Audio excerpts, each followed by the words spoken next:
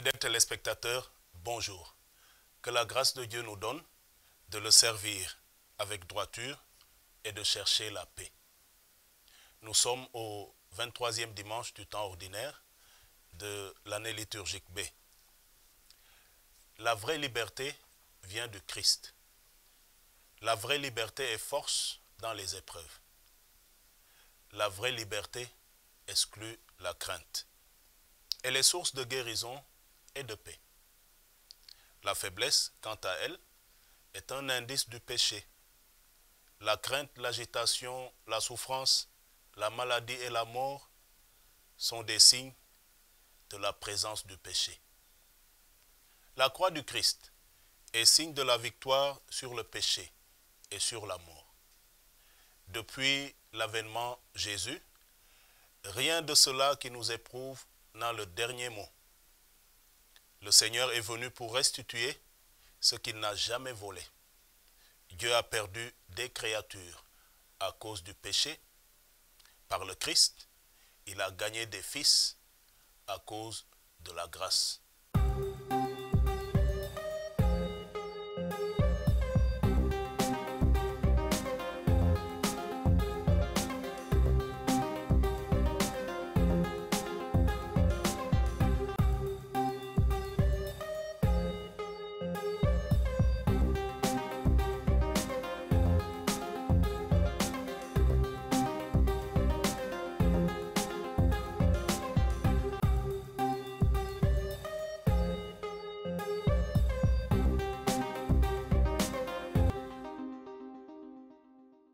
Fidèles téléspectateurs, bonjour.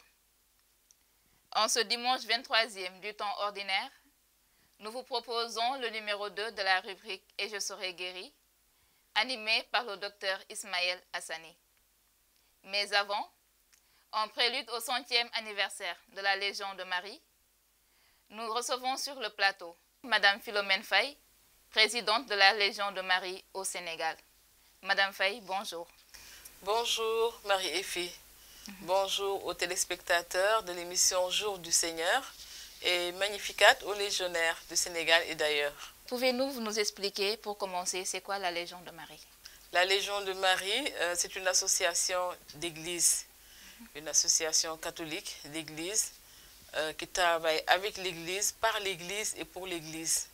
Voilà, elle a été fondée il y a 100 ans, en 1921, en 7 septembre 1921, par un fonctionnaire irlandais, voilà, nommé Frank Duff.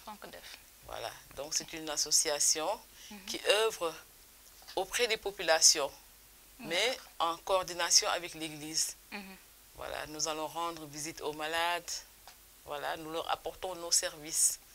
Voilà, les services, c'est-à-dire les prières.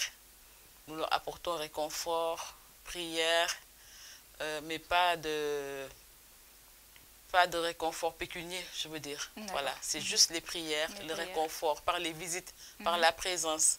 Voilà, et pas que les malades. Il y a les détenus, voilà. Et aussi toute personne lambda dans les maisons aussi. Voilà, nous rendons visite à tout le monde, voilà, sans distinction de religion, voilà.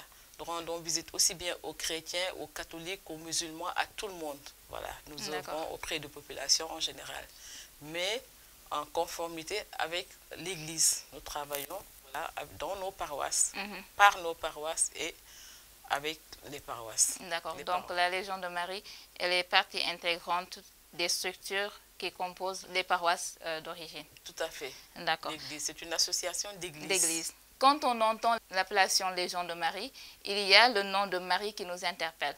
Est-ce une association qui prie souvent la Vierge Marie ou bien une association typiquement féminine? Qu'est-ce qui se cache derrière le nom de Légion de Marie? C'est une association affiliée, on peut dire affiliée à la Vierge Marie. Nous sommes une association tout à fait mariale. Voilà, mais ce n'est pas une association féminine. Il y a aussi bien des hommes que des femmes à la Légion de Marie. C'est-à-dire que nous prenons la Vierge Marie comme notre, si je puis dire, idole. Ce n'est pas notre idole, mais c'est notre exemple. nous imitons la Vierge Marie, la sainteté de la Vierge Marie dans tout ce qu'elle fait. Donc, elle est vraiment la patronne de la des légionnaires. Voilà, voilà, c'est Marie qui est notre idole, notre modèle. Voilà, nous travaillons à l'image de la Vierge Marie dans tout ce que nous faisons. Mais il n'y a pas que des femmes. Il y a des femmes, des hommes, des jeunes, des moins jeunes. D'accord, donc c'est sur cet aspect que nous voulons revenir. Quand on entendait Légion de Marie, on faisait toujours référence à nos moments ou à nos grands moments. Donc aujourd'hui, nous constatons que dans certaines paroisses, de plus en plus, il y a la Légion de Marie jeune. Tout à fait. Donc pouvez-vous vous en dire plus? Tout à fait, Marie-Iphigénie. La Légion de Marie, c'est-à-dire auparavant, nos parents, nos grands-parents seulement adhéraient à la Légion de Marie. Parce que souvent, c'était des personnes illettrées qui ne savaient pas lire. Alors que la Légion de Marie est régie par un manuel. Il y a un document, un manuel, un livre, voilà, qui est partout pareil dans le monde entier. C'est le même manuel qui est utilisé partout dans le monde entier. Et ce sont les mêmes principes pour tout le monde. Et la Légion de Marie, voilà, on recrute aussi bien les jeunes que, comme je vous ai dit tout à l'heure, les moins jeunes. Voilà, la Légion de Marie du Sénégal, elle a tendance maintenant à se rajeunir. Parce que ceux qui sont à la tête, les officiers, comme on les appelle, c'est des personnes instruites qui savent lire et qui se conforment aux directives du manuel. Parce que tout ce que nous faisons, tout est couché dans ce livre-là. Donc, on recrute aussi bien les jeunes. Il y a même la Légion de Marie Junior, les enfants de la catéchèse qui sont à la catéchèse. Ah bon? Oui, il y a les plus jeunes, les enfants de la catéchèse, on les appelle la Légion Junior. Ensuite, les jeunes filles, les jeunes garçons, les adolescents, et jusqu'aux adultes. Voilà, aussi bien hommes que femmes. Voilà, tout le monde est appelé à entrer dans la Légion de Marie.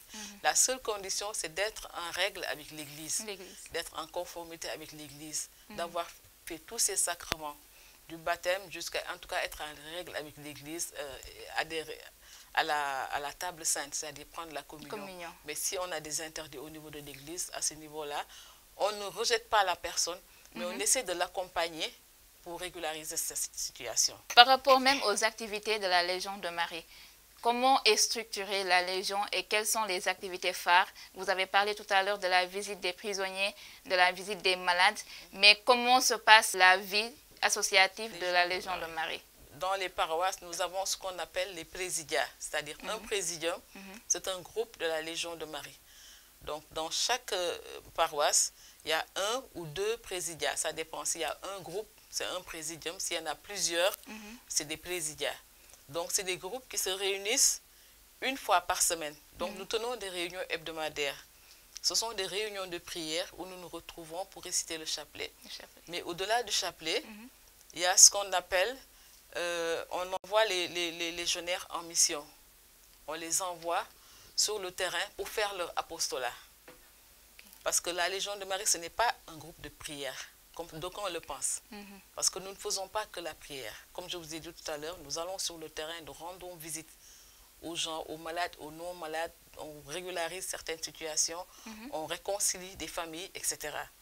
Voilà, donc c'est pendant ces réunions que le président du groupe, du présidium, comme on l'appelle, assigne des travaux. C'est ce qu'on appelle. On assigne des travaux aux légionnaires de ce groupe-là. C'est-à-dire que nous, on fonctionne comme les apôtres. Voilà, les légionnaires travaillent 2 à 2, minimum.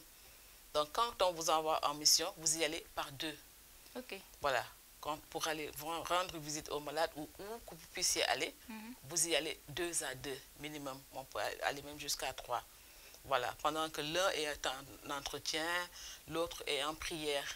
Parce qu'on est tout le temps en prière, on se fait accompagner par les prières, par l'Esprit Saint et on revêt le Christ, on dit, en partant.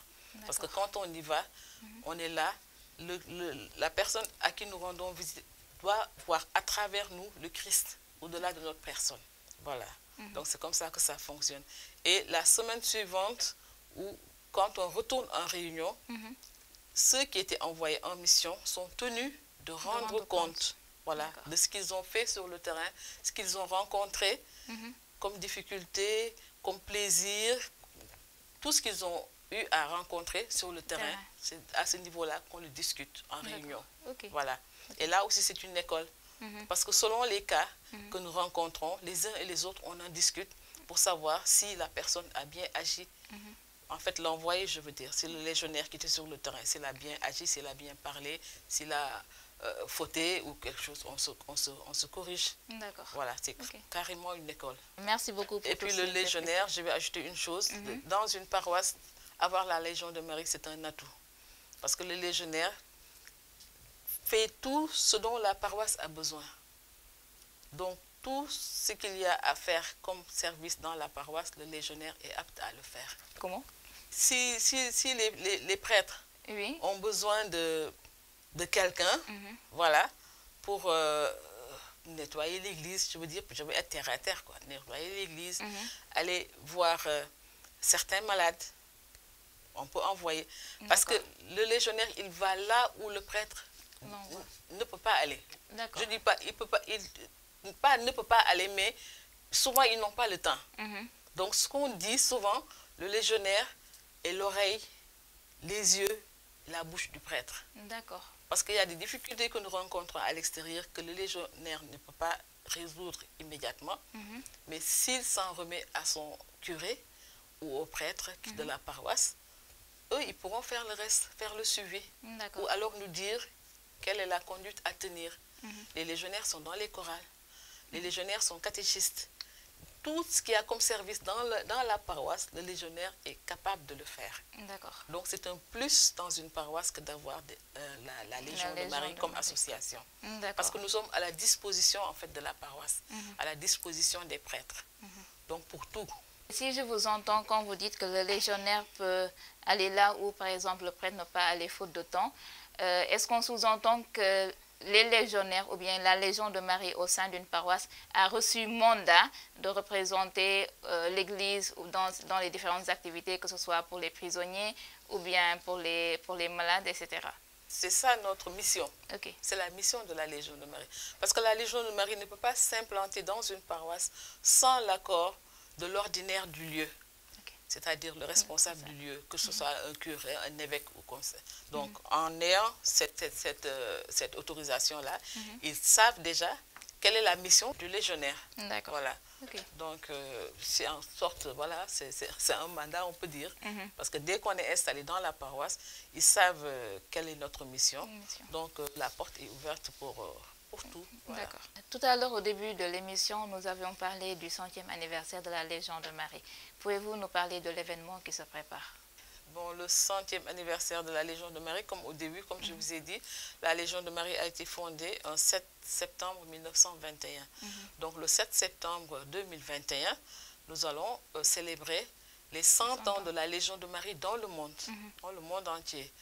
Bon, n'eût été cette pandémie, on l'aurait vraiment fêté en grande pompe. Mais bon, tout est grâce, on rend grâce à Dieu, voilà, d'être encore là. Et nous allons célébrer l'ouverture de ce 100e anniversaire de la Légion de Marie, non pas le 7, parce que le 7 septembre, tous les groupes de légionnaires demandent des messes d'action de grâce dans leur paroisse. Voilà, chacun dans sa paroisse. Et ensuite, le 8 septembre, qui se trouve être la date de la nativité de la Vierge Marie, les légionnaires du commission Miroir de Justice de Dakar, nous nous retrouvons au niveau de la cathédrale, au sein de la cathédrale Notre-Dame des Victoires, dans l'après-midi, pour lancer l'ouverture de l'année jubilaire de la Légion de Marie, que nous allons fêter sur 1 an, parce qu'on voudrait la coupler avec les 70 ans de la Légion de Marie, de la présence de la Légion de Marie au Sénégal. Voilà, qui sera célébrée en juin 2022. Parce que la Légion de Marie est arrivée au Sénégal un 10 juin 1952. Voilà, donc le 10 juin 2022, ce sera les 70 ans de la Légion de Marie du Sénégal. Et en même temps, puisque nous serons en année jubilaire, il y aura des programmes. Nous vous reviendrons plus tard pour ces programmes-là.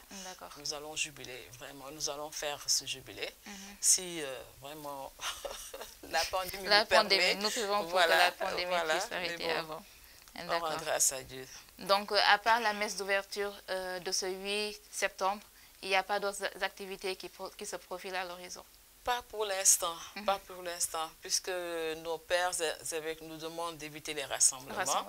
Ce que nous pouvons faire, c'est vraiment faire la célébration eucharistique, action de grâce, rendons grâce au Seigneur à travers la Vierge Marie et la présence de la Légion de Marie. Mais au-delà de ça, pour l'instant, nous attendons de voir la suite, ce qui peut être fait pour l'instant. Et par rapport à la messe du 8 septembre, elle est ouverte à tous ou bien à seulement les légionnaires? Nous invitons tous ceux qui sont légionnaires, ceux qui ne le sont pas, parce que ce sera une occasion aussi pour ceux qui ne sont pas légionnaires de pouvoir découvrir ce que c'est que la Légion de Marie. Voilà, c'est ouvert aux fidèles chrétiens. Les légionnaires, évidemment, ils seront là, voilà, c'est leur fête, tout à fait. Mais le public aussi, les autres fidèles aussi sont invités. Sont invités. Donc la messe aura lieu le 8 septembre à la paroisse Notre-Dame des Victoires de Dakar, à 18h30. Oui, je peux vous faire un peu lecture du programme. Oui, c'est voilà. Donc, à partir de 16h, il y a l'installation des participants dans l'église. Ensuite, à 16h15, nous commençons par les prières d'ouverture de la Légion de Marie, suivies de chapelet légionnaire à 16h15. Ensuite, à 16h55, je vais prononcer le mot de bienvenue en tant que présidente du conseil. Et l'ouverture de l'année jubilaire sera faite par notre aumônier national, abbé Théophile Nyuki. Voilà, qui va prononcer une brève allocution. Ensuite, à 17h, un enseignement sera fait voilà, par l'abbé Charles Lopi, qui est un pur produit de la Légion de Marie. C'est un jeune légionnaire, il a grandi dans la Légion de Marie, il a tout fait jusqu'à aller au séminaire. Vraiment, c'est un pur produit de la Légion de Marie et nous sommes très fiers de lui. Voilà, et sur le thème, l'enseignement portera sur le thème « La Légion de Marie, 100 ans comme une armée rangée en bataille ». Voilà, donc ce sera le thème de l'enseignement. À 17h40, il y a la méditation de la Catena Legionis, qu'on appelle. Donc, c'est le Magnificat de la Vierge Marie que les légionnaires ont l'obligation de réciter tous les jours. Voilà. Et ensuite, à 18h, va démarrer la messe en l'honneur de la Nativité de la Vierge Marie. Voilà, c'est ça le programme. Nous avons pris note. Eh bien, le rendez-vous est fixé pour le 8 septembre 2021 à 18h, ou bien avant même, à partir de 16h, à la paroisse Notre-Dame des Victoires, en union avec tous les légionnaires du Sénégal. Et du monde entier. Merci beaucoup, Tata Philomène. À nous revoir très bientôt, peut-être pour les autres activités qui se dérouleront au courant de cette année jubilaire. Merci, Marie-Effie.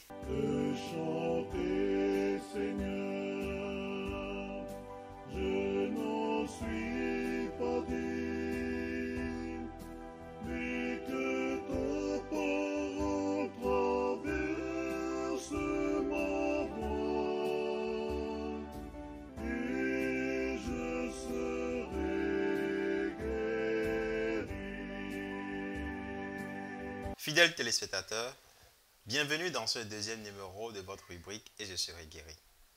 Aujourd'hui, nous parlerons de l'hépatite virale B. Environ 2 milliards de personnes dans le monde seraient infectées par le virus de l'hépatite B, dont 350 millions souffrant d'une hépatite virale B chronique. Au Sénégal, plus de 2 millions de personnes, soit environ 15% de la population, seraient touchées par le virus de l'hépatite B. Il s'agit d'un véritable problème de santé publique. La journée mondiale contre l'hépatite décrétée par l'Organisation mondiale de la santé et célébrée le 28 juillet de chaque année vient à point nommé nous rappeler l'ampleur du fléau. Le thème de cette année est « L'hépatite ne peut plus attendre ». On ne peut plus attendre. Agissons ensemble et maintenant. C'est dans cet esprit que nous avons le plaisir d'échanger sur le sujet avec Dr Mamadou Ngoné-Gueye, hépatogastro-entérologue en service à l'hôpital général Idrissa Pouye, enseignant-chercheur à l'université Cheikh Anta Diop. Bonjour Dr Gueye. Bonjour Dr Sani. L'hépatite virale B est une inflammation du foie causée par le virus de l'hépatite B. Comment attrape-t-on l'hépatite virale B? Merci Dr Hassani. Alors, les modes de contamination de l'hépatite B sont de deux types. Il y a ce qu'on appelle la transmission verticale et la transmission horizontale. Alors, la transmission verticale se fait de la mère à l'enfant, en général au moment de l'accouchement. Concernant la transmission horizontale, c'est une transmission qui se fait d'un hôte à un receveur et cela s'effectue par voie sexuelle ou par voie sanguine. Donc, par voie sanguine Avec les objets tranchants. avec des objets tranchants qui peuvent Oui, être souillés de sang, souillés. comme des seringues, les rasoirs, même les brosses à dents. Il faut savoir que le virus de l'hépatite B, c'est un virus qui est très résistant en milieu extérieur, qui peut résister pendant 7 jours. Et chez des personnes qui sont infectées, avec une charge virale élevée, des objets qui sont souillés de sang peuvent contenir ces particules virales qui peuvent être infectants. Donc par là, on retrouve ces différents modes de contamination. Qu'en est-il de la salive? Est-ce que la salive est un produit contaminant ou peut propager cette maladie? C'est une très bonne question. C'est une question qui revient souvent. Il faut savoir que le risque de transmission par la salive est minime. Ce n'est pas nul, mais c'est minime. Alors, ce risque est augmenté lorsqu'il y a un traumatisme ou bien une lésion buccale avec présence de sang. Dans ce cas, ce risque est légèrement augmenté. Mais en temps normal, le risque de transmission est vraiment Minime avec la salive. avec la salive. Alors, comment savoir qu'on est infecté par le virus de l'hépatite B? Pour savoir si on est infecté ou pas, il faut faire un dépistage. Le dépistage, ça consiste en prélèvement de sang et on va voir dans le prélèvement est-ce qu'il y a la présence d'antigènes, ce qu'on appelle les antigènes HBS, qui traduisent la présence de l'hépatite B. Il est d'autant plus important de réaliser ce dépistage qu'en général, l'infection de l'hépatite B est asymptomatique. Donc, le patient peut avoir une infection, être infecté par l'hépatite B pendant plusieurs années sans pour autant avoir des symptômes. Donc, il faut faire ce dépistage. Et ce dépistage, lorsque l'antigène HBS est positif, là, on sait que la personne est infectée. Lorsque l'antigène HBS est négatif, là, il faudra voir est-ce qu'il a les anticorps qui le protègent. Si ces anticorps sont présents à un taux suffisant, la personne est protégée, il n'y a pas nécessité de vacciner. Si les anticorps ne sont pas présents, ou bien si la personne n'a jamais été en contact avec le virus de l'hépatite B, dans ce cas, il faudra la vacciner pour le protéger. Donc, pour savoir qu'on est infecté, c'est d'abord le dépistage. Il faut faire le dépistage et en fonction de votre statut, votre médecin va vous recommander la vaccination contre l'hépatite B. C'est d'abord le dépistage, Oui. encore le dépistage, parce que c'est le dépistage qui permet de détecter. En fonction du statut, le médecin va orienter l'individu soit vers la vaccination ou bien un suivi. un suivi. Comment cette maladie évolue-t-elle dans le temps? L'évolution de l'hépatite B chronique, déjà il faut distinguer l'hépatite B aiguë et l'hépatite B chronique. L'hépatite B chronique, c'est quand on a les antigènes HBS, l'infection qui dure plus de 6 mois. En l'absence de suivi, dans 15 à 30% des cas, l'hépatite B peut évoluer vers une cirrhose, c'est-à-dire que le foie devient cicatriciel, un foie qui est dur, qui perd ses fonctions, et dans 10% des cas, cette cirrhose peut évoluer vers un cancer du foie. Cette évolution se fait lentement, sur une durée de 15 à 30 ans. En général, c'est asymptomatique, d'où encore l'importance du dépistage avant d'arriver à ces stades de complications. Comment vivre avec un malade de l'hépatite virale B dans notre entourage? On peut manger ensemble ou quelles sont les mesures à prendre quand on a une personne qui souffre d'une hépatite virale B chronique dans notre environnement? Souvent, on assiste à une stigmatisation des patients, ce qu'il ne faut pas faire. Il ne faut pas fuir les patients, il ne faut pas les stigmatiser. La première chose à faire, c'est d'éviter le partage des objets qui peuvent être source de transmission, notamment les objets tranchants. À l'intérieur des maisons, les rasoirs, dans les milieux hospitaliers, etc., les seringues, bon, ça, c'est respecté. Donc les brosses à dents, donc tous ces objets qui peuvent véhiculer qui peuvent être source de contamination doivent être évités, le partage doit être évité. La deuxième chose, c'est le dépistage. Quand vous vivez avec une personne qui est infectée par le virus de l'hépatite B, vous êtes une personne à risque, vous devez connaître vos statuts. Normalement, au Sénégal, tout le monde doit connaître son statut. Parce que le Sénégal, c'est un pays à forte endémie d'hépatite B. Donc tout le monde doit connaître son statut. Et lorsqu'on connaît son statut, on pourra savoir est-ce qu'il faut aller se faire vacciner ou pas. Donc, pas de stigmatisation, ne pas fuir les patients, éviter le partage des objets tranchants et connaître son statut vaccinal pour pouvoir éventuellement se faire vacciner. Y a-t-il un régime alimentaire particulier à adopter quand on souffre d'une hépatite virale B chronique? Est-ce qu'il y a des aliments qu'on doit recommander ou il y a des aliments à éviter quand on a une hépatite virale B chronique? Alors, il n'y a aucun régime alimentaire spécifique concernant l'hépatite B. En consultation, les patients posent souvent la question de savoir est-ce que je peux manger des arachides ou bien est-ce que je peux manger des aliments riches en graisse. On n'interdit absolument aucun aliment. Donc, l'alimentation sera adaptée bien entendu au goût du patient et par rapport à ses besoins. Mais il n'y a pas de régime spécifique, c'est un régime normal, il peut manger tout ce que les personnes qui ne sont pas atteintes. Il n'y a pas de régime alimentaire particulier chez un patient ou une personne qui souffre d'une hépatite virale B chronique non compliquée. Donc, cette personne peut manger ce qu'elle veut, sans restriction, sauf antécédents autres.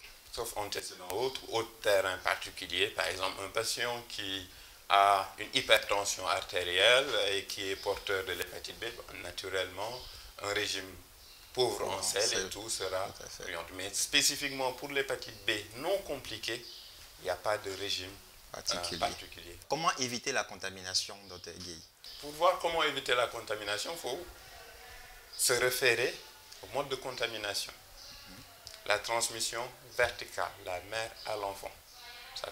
Pour l'éviter, il faut faire un dépistage systématique des femmes enceintes. Donc ça, actuellement, c'est effectué dans le cadre du suivi de la grossesse. Et ce dépistage permet de savoir est-ce que la maman est infectée par l'hépatite. Si elle est infectée avec une charge virale élevée, le médecin le mettra, son gynécologue ou son gastro-entérologue le mettra sous traitement qui va permettre de réduire les risques de transmission. Et l'enfant sera vacciné à la naissance. Ça, c'est important. Et dans les centres de santé, dans les hôpitaux, c'est effectué. Donc, le dépistage des mamans et la vaccination à la naissance pour prévenir la transmission verticale. Pour prévenir la transmission horizontale, il faut éviter les modes de contamination, à savoir la contamination par voie sanguine. Donc, éviter de partager les objets qui peuvent être souillés de sang, les objets tranchants, les rasoirs, les seringues dans le cadre de la toxicomanie, les brosses à dents dans les maisons. Et également, la transmission par voie sexuelle, donc la protection lors des rapports sexuels. Éviter le multipartenariat. C'est ces éléments qui permettent de prévenir la contamination. Et nous n'oublions pas le dépistage et la vaccination. Le dépistage et la vaccination, et je pense que c'est les éléments clés. La vaccination. On est en zone de forte endémie. Cette vaccination permettra dans les années à venir, actuellement elle est effectuée chez tous les enfants, chez tous les nouveau-nés, et c'est cette vaccination qui peut-être dans quelques décennies nous permettra d'éradiquer, de réduire en tout cas fortement cette incidence de l'hépatite B. Dépistage, vaccination. Merci Dr Gueye pour votre disponibilité. C'est moi qui vous remercie. Vous contribuez à l'éducation, à l'information des patients et je pense que c'est par ce biais que nous arriverons à vaincre ce fléau qui fait, je le rappelle, plus de ravages que le VIH et le paludisme. Merci. Afin de participer à l'éradication des hépatites dans le monde et au Sénégal en particulier, l'association Safara Hépatite a été créée en 2011. Elle a pour objet de sensibiliser l'opinion publique sur les hépatites et d'accompagner les personnes infectées et affectées par une hépatite. Notre équipe a rencontré l'actuel président de l'association en la personne de Madame Fatou Guirane. Association bi nag li nga xamante ne moo tax ñu créé ko mooy pour yee askan bi ci li nga xamante ne moom mooy feebar bi parce que feebar bi dafa nekk loo xam ne nit ñi xamuñu ko dinañu gis rek seen ay yenn mbokk yi nga xamante ne wàññeeku nañu ci feebar bi mais duñu xam sax ban feebar moo leen di rey donc association bi dafa jóg taxaw pour yee askan bi ci ñu xam feebar bi d'abord boo ko nan ngay mën a def ba mën ko am risques yi nga xam ne moom nga koy mën a amee mais aussi wax leen ki nga xamante ne amagu ko fan la war a jaar ba bañ ko am ki nga xam ne da ko am ba pare itamit fan la war a nan la war a def ba feebar bi du ko lor du ko indil gàllankoor maanaam du ko yóbbu vers le cancer donc association bi itamit dafa bokk ci muy toppatoo évolution wu maanaam doxalinu médecine par exemple est-ce que am na vaccin yi fan la toll garab est-ce que am na fu mu toll et cetera ci àdduna bi ci Sénégal aussi donc bokk na ci itamit ci objectif association bi ñu ut benn site internet boo xamante ne dinañ ci mën a waxtaan ak askan bi ñu ciy defante ay échange ba nga xamante ne dinañu vraiment mën a atteindre li suñu objectif muy nit ñëpp xam luy feebar bi te duñ ko mën a kii bokk na ci association bi ay objectif am tamit di faral di def ay conférence de presse di waxtaan ak acteur de la santé yi nga xamante ne ñoom ñoo yore li nga xam ne moom mooy wàllu wér-gu-yaramu doomu aadama yi bokk na ci itamit ñu lëkkaloo ak ki nga xamante ne moom mooy programme national de lutte contre les hépatites parce que ñoom ci ñoom la ñu jokku ñoom ñooy ñi nga xamante ne ñoom la ñoo habilité à ce que ñu jàppale association bi pour mu mun a jëm kanam liggéeyam gën a mun a normal donc ci gàttal loolu daal xam naa ne booy tënk rek daanaka bokk na ci li nga xamante ne moo tax association bi gën a jóg maanaam daal gën a yee askan bi ci feebar bi ci moytu bi ak ci faj bi. association bi objectif am mooy dem jege malade yi nga xamante ne ñoom ñooy souffrir de l'hépatite ñooñu itamit dañ leen di gunge. dañuy faral di leen àndax ñoom di leen utal ay rendez-vous di dem ci béréb yu nga xamante ne mooy structure hospitalière yi yu mel ni que hôpital Fann hôpital principal Dantec CTO yooyu yëpp dañ fay faral di dem ak ñoom suñu demee surtout nag dañoo am ñi nga xamante ne dañoo nekk ci côté hôpital Fann ñooñu dañuy faral di ñu jàppale ci malade yi di ñu am yenn yoo xamante ne dinañu ci dimbali ba malade yi seen coono di xaw wàññeeku. association bi d'abord li muy njëkk xaar ci population bi d'abord mooy na population bi jóg ñu dem def dépistage bi parce que feebar la boo xam ne day rey ni muy reyee nag moom day ñëw mu ngi mel ni tey jaan bu ñëwee rek daal di daw dugg sa biir kër jaan mën na dugg ci biir kër nekk fa ay at te du yëngatu waaye bis bu génnee rek ku ne xam na ne jaan bu màttee day rey donc feebar bi noonu lañ koy méngalee day dugg si biir yaramu doomu aadama bi daf siy toog nekk si lu yàgg ba bés rek mu génn daa dee yàq te malheureusement nit ñi mënuñu xam feebar bi lu dul ne dañoo dem def ko dépistage ñu wax leen ne leen doomu jàngoro bi mi ngi ci seen yaram wala boog maara day taali feebar bi togg ci seen yaram ba mu commencé fes ci seen ay cër bu boobaa ci lañ koy door a yëg te bu tollee si benn phase bi ay dafay yéeme day doy waar donc pour nit ki mën ci mucc aussi ñi nga xam ne tamit dañoo di dañ leen dépisté ñu ne leen dafa positif ñu daal di dem ñu ne leen naanu leen garab ñu toog am na ci ñu bëri ñoo xam ne foofu lay seen dee di jaaree parce que dañuy dem daal di toog dootuñu naan jaaban dem hôpital ndax dañ naan jaabante bi dafa metti léegi nag booba ñu commencé woon bi ñuy door a egsi virus bi yeewoogul ba ñu demee ba toog di daal di sofental yëf yi ca la virus bi di toggee ci seen biir yaram ba bu ñuy delluwaat hôpital day fekk mu wees. association bi nag difficulté wam mooy d'abord patient yi ci seen bopp dañuy nëbbatu day ni ñuy nëbbatu bëgguñu ku leen xam ñàkk bëgg ñu xam leen boobu noonu mooy waral ni doole bi ñu waroon mën a am nga xamante ne dañuy faral di toog ci toogaay yu yaatu mën a fésal li nga xamante ne moom mooy suñu mébét daf ñuy xaw jafe donc loolu bokk na ci li nga xamante ne dafay sonnal association bi jafe-jafe boobu am nañ ko mais aussi tamit boo koy seet ci association bi ñi nga xam ne ñenn ñoo ci nangoo sax wane seen bopp fésal seen koom demeewul noonu amuñu benn doole bi cotisation yi ñuy jéem di koy def muy 1000 francs par mois boobu sax boo koy seet li nga ciy am ci cotisation doo am sax 10 cotisation ci weer bi donc pour nga mën a liggéey pour nga mën a def activité dafay xaw jafe donc association bi daal am na jafe-jafe parce que ndimbal bi dafa xaw des donc mooy profité ci occasion boobu di lancer un appel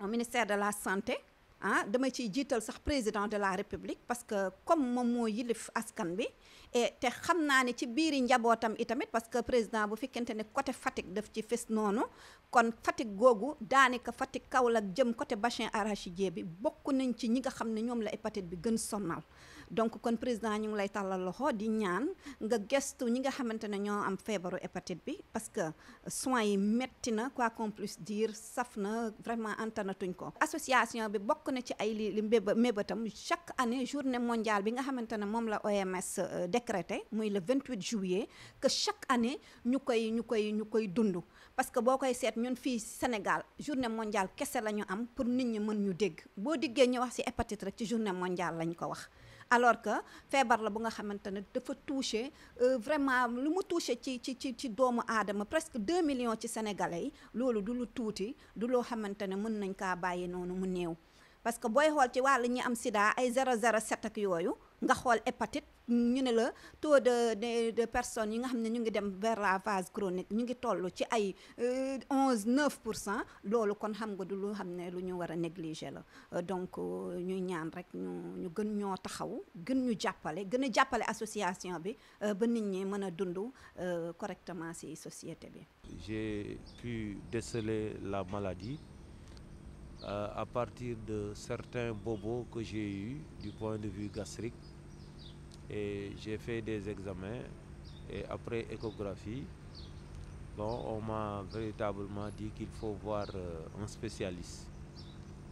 Et c'est par la suite que j'ai rencontré le docteur commandant Ibrahima Diallo de l'hôpital principal. On a fait des examens complémentaires et c'est de cette manière-là qu'on a découvert la maladie hépatite delta. Bon, maintenant c'est une maladie très rare et le traitement, c'est là où se pose le problème parce qu'il faut prendre des injections interféron chaque semaine et l'interféron coûte excessivement cher. Il est subventionné à 81 000 francs à l'hôpital Le Dantec et 159 000 francs le prix dans les pharmacies. Bon, maintenant, d'abord l'interféron, c'est un médicament qu'on doit prendre régulièrement chaque semaine pendant au moins 48 semaines. C'est pour vous dire donc toute la dépense qu'il faut véritablement prévoir et ensuite les conditions qui sont extrêmement difficiles.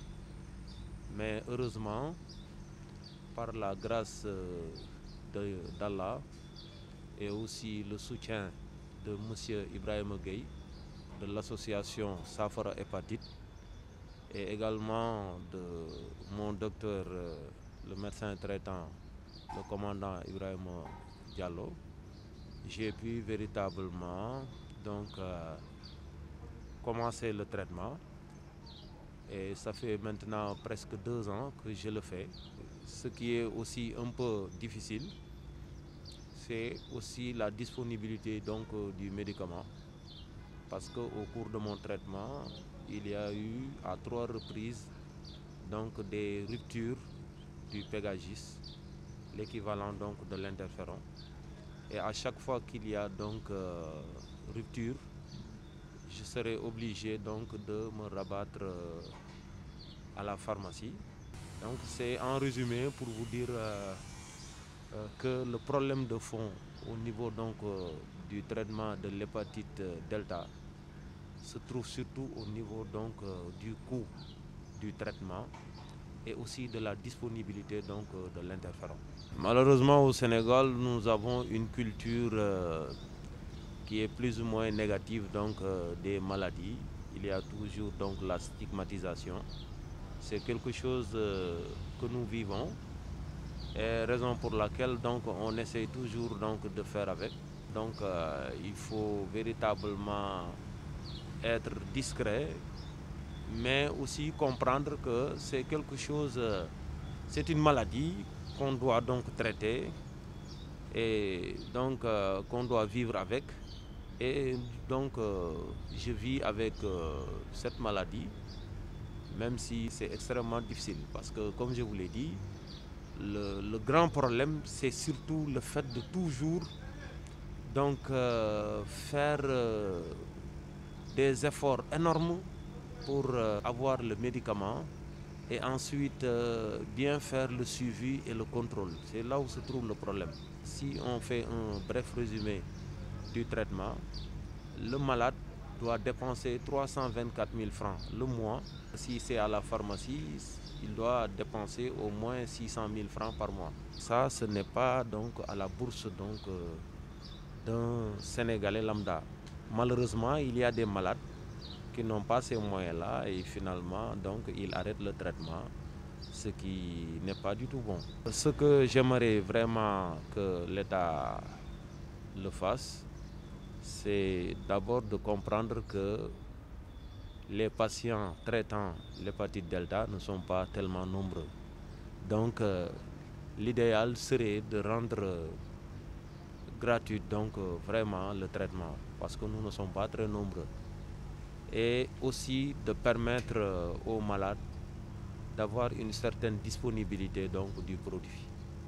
Le médicament soit toujours disponible, n'est-ce pas? Vraiment, c'est ce que vraiment je souhaite. Hein? Parce que franchement, un patient ne peut pas,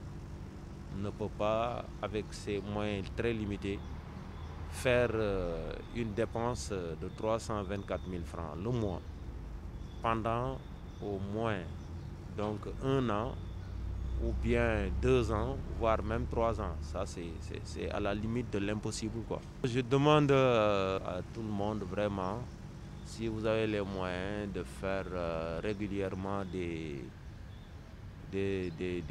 faire un bilan donc, pour voir son état de santé.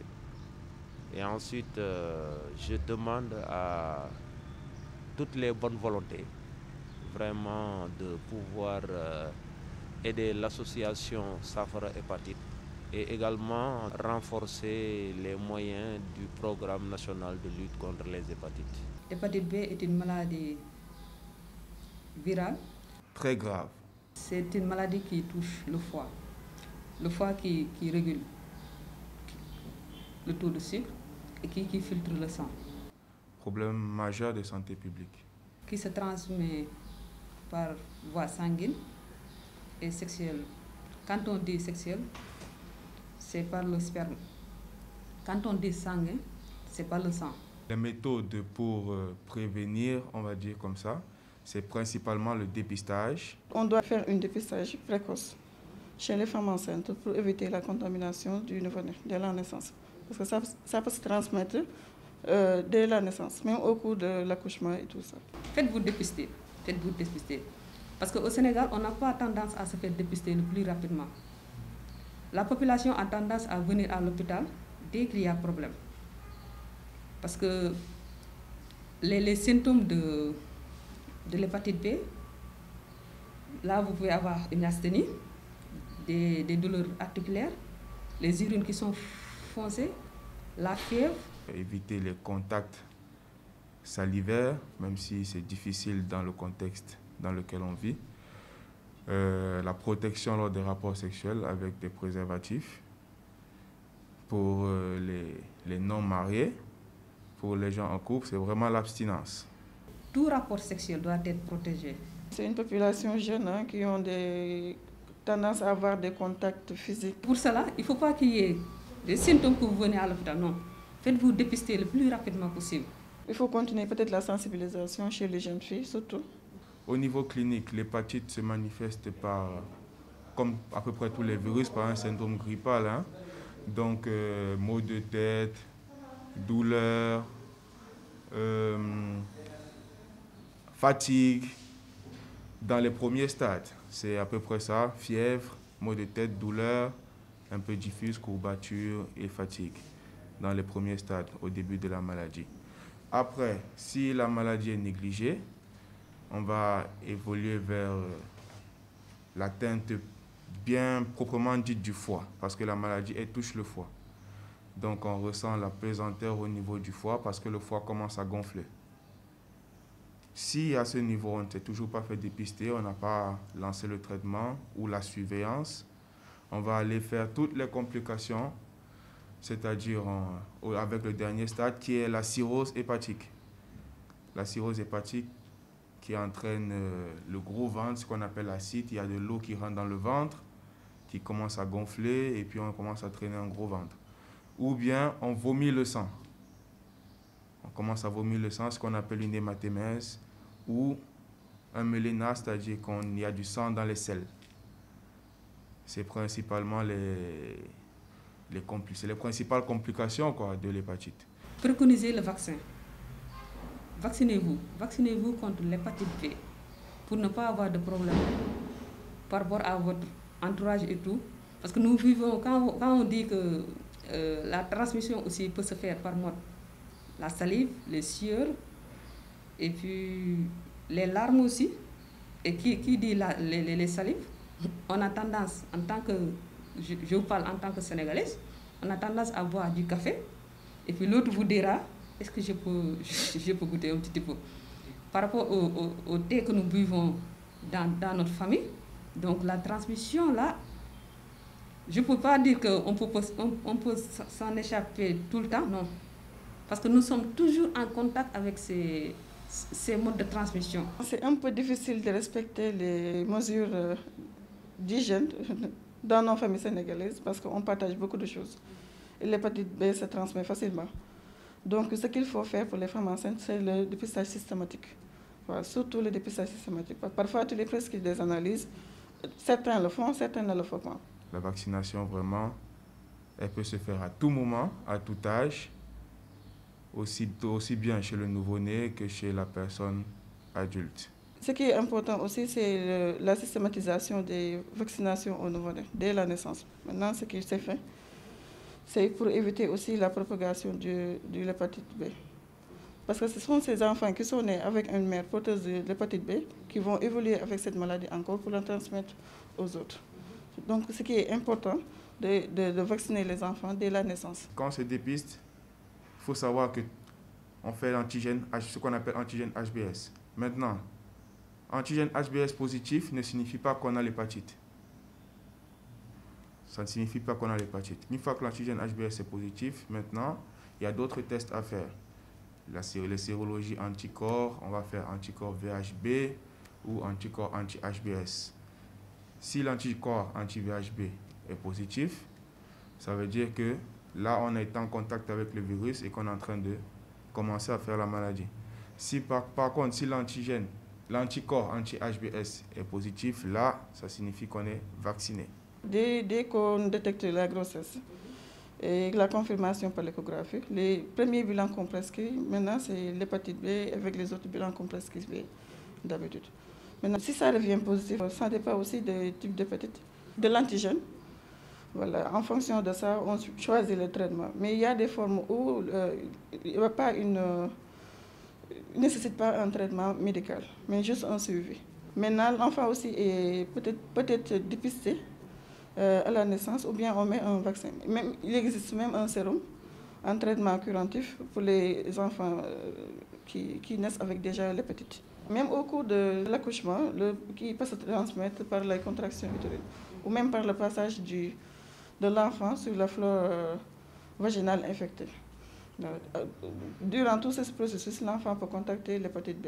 Maintenant, si on est en train de faire la maladie, il y a d'autres tests encore à faire. On va déballer toute la batterie des sérologies anticorps anti-HBC, anti-HBE. Anti-HBE, c'est la charge virale, donc pour voir vraiment le niveau de réplication du virus, à quel niveau on est exactement. Une fois qu'on a fait tout ça, en fonction de l'état, on peut décider soit d'une surveillance, tout simplement, avec des rendez-vous tous les 3 mois. Si ça évolue bien, on repousse tous les 6 mois. et chaque année. Si jamais on tombe sur quelque chose pendant les rendez-vous de contrôle, là on va déballer encore une autre batterie d'examens. C'est-à-dire voir comment le foie se comporte avec des échographies, avec les bilans sanguins de foie, c'est les transaminases, bilirubine et tout ce qui va avec. Maintenant, si on a quelque chose à ce niveau-là, au niveau de l'échographie, ça veut dire qu'il y a quelque chose de morphologique. Le foie, il est clairement touché, on a déterminé une malformation, une anomalie morphologique. Là, il faut aller faire carrément voir au niveau du foie ce qui se passe. On fait ce qu'on appelle un fibroscan. Avec le fibroscan, on voit vraiment le niveau de fibrose parce que la cirrhose, c'est une fibrose cicatricielle du foie. Donc, on fait le fibroscan pour voir à quel niveau de fibrose on se situe. Stade F1, F2, etc. À partir de là, si on a un stade de fibrose, on ne va pas dire trop tard, mais on est arrivé à un stade assez avancé. Par contre, si on n'a que des lésions échographiques minimes ou bien des lésions, des troubles au niveau de la biologie, là, on peut très rapidement lancer un traitement antiviral à base de tenofovir. On lance ce traitement et puis on pourra contrôler les lésions avec des rendez-vous rapprochés. On contrôle les lésions, mais il faut savoir que c'est un traitement de longue durée, si ce n'est à vie. On lance le traitement, on contrôle les lésions avec des rendez-vous rapprochés, toujours les contrôles morphologiques par échographie, biologiques par les bilans sanguins. D'où l'utilisation et la nécessité de stériliser les matériels et puis aussi de les mettre, les seringues déjà utilisées sous conteneur. C'est pourquoi dans chaque structure, on doit avoir 2 poubelles, que ce soit des poubelles à incinérer et des poubelles à papier, pour pouvoir incinérer tout ce qui est aiguille et seringue et lames de bistouri et tout. Comme toutes les femmes affectées, on a des précautions à prendre durant l'accouchement, c'est-à-dire l'utilisation des ciseaux, des pinces et tout ça, l'utilisation aussi des matériels, le respect aussi de l'hygiène. Protégez-vous, parce que c'est une maladie très grave et peu connue dans notre entourage. Donc, par rapport à l'MST, c'est ça que je peux vous conseiller. Et puis aussi le dépistage. Voilà. Donc, en définitive, il faut comprendre que l'hépatite, il y a un traitement pour ça, mais il faut s'y prendre tôt. Quand on s'y prend tôt, on arrive à contrôler les choses. On peut vivre une vie parfaitement normale lorsqu'on s'y est pris tôt. Raison pour laquelle on insiste encore une fois sur le dépistage. Le dépistage, il est très simple, il ne prend même pas 30 secondes et ça sauve énormément de vies. Donc, dépistage, protection, vaccination. Merci à nos intervenants pour leur contribution. Merci à toute l'équipe d'Oficom. Chers téléspectateurs, mettons fin à l'ignorance et à la méconnaissance de l'hépatite virale B. On ne peut plus attendre. L'hépatite virale B va être dépistée et traitée chez la femme enceinte pour prévenir la transmission aux nouveau-nés. On ne peut plus attendre. Les nouveau-nés doivent être vaccinés à la naissance. Chers frères et sœurs en Christ, on ne peut plus attendre. Les personnes touchées par l'hépatite virale B ne doivent plus être victimes de stigmatisation et de discrimination. Notre vie nous est donnée pour apprendre à aimer, c'est-à-dire pour apprendre à nous ouvrir et à entrer en relation avec nous-mêmes, avec les autres, avec Dieu. Car c'est sur l'amour que nous serons jugés. N'attendons plus pour agir. Bon dimanche et sainte semaine. De chanter, Seigneur, je n'en suis pas digne, mais que ton parole traverse ma voix, et je serai guéri. Seigneur, tu nous assures la paix. Dans toutes nos œuvres, toi-même agis pour nous. Dire ton nom, faire mémoire de toi, est le désir de l'âme. C'est par ces propos du prophète Isaïe que nous voulons prendre congé de vous jusqu'à dimanche prochain. Mais cependant, nous prions ensemble. Seigneur, ouvre mon cœur à la puissance de ta parole. Ouvre mes yeux à tes merveilles, aux splendeurs de ta loi. Chaque matin, éveille mon oreille, ouvre-la pour que j'écoute comme un disciple. Fortifie mes pas pour la mission. Donne le pain quotidien à ma faim. Soutiens ma misère et ma peine. Éclaire ma nuit. Allège-moi du fardeau des trop grandes épreuves. Arrose et vivifie ma terre aride et brûlante. Fidèles téléspectateurs, bon dimanche et bonne semaine dans le Seigneur.